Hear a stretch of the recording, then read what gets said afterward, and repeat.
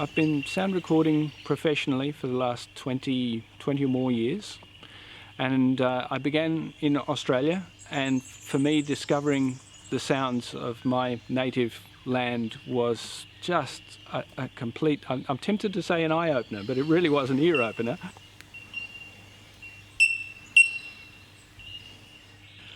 The microphone system that I have is designed to capture sound in the same way that our ears do, to pick up the whole sound world around us.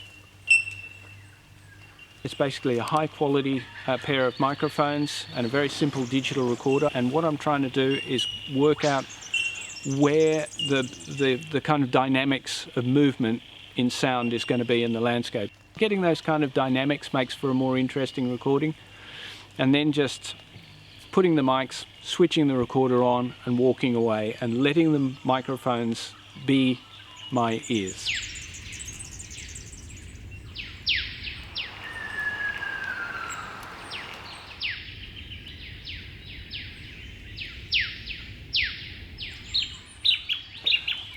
What I love about the Dawn Chorus is that every morning before it begins, there's this sense of expectancy in the landscape. There's this, what I call the hush. And then it begins. In these southeastern temperate rainforests, one of the first birds that sings is the eastern yellow robin, with a very distinctive and penetrating chup, chup, just rings through the forest. And then gradually all the other songbirds start joining in, and eventually you get this beautiful cacophony of sound.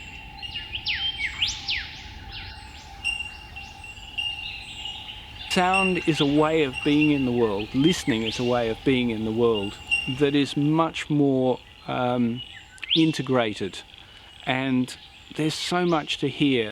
It tells you about what's happening in the world in a way that sight doesn't. We put the world back together again in our own minds.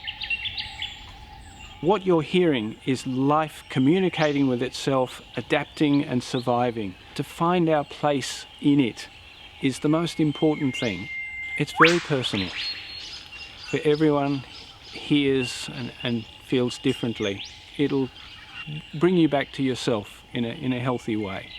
That's been my experience. I can't, you can't exactly specify what it is, but it's one of those precious things in life.